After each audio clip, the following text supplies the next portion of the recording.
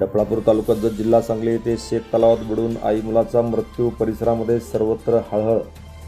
जत तालुक्यातील डफळापूर येथील भोसले मळ्यातील शेत तलावात बुडून मेंढपाळ कुटुंबातील आई सुशीला विठ्ठल पडोळकर वय वर्षे 45 व मुलगा अनिल विठ्ठल पडोळकर वय वर्षे 28 दोघे राहणार अकोळ तालुका निपाणी कर्नाटक हे दोघे मृत्यू झाल्याची घटना बुधवारी सकाळी घडली.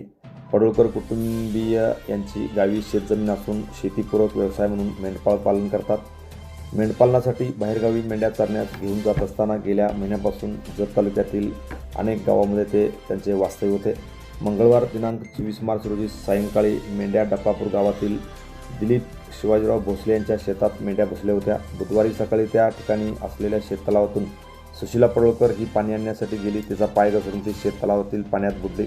आईच्या आवाजाने तिला वाचवण्यासाठी मुलगा अनिल याने शेततलावात उडी मारली.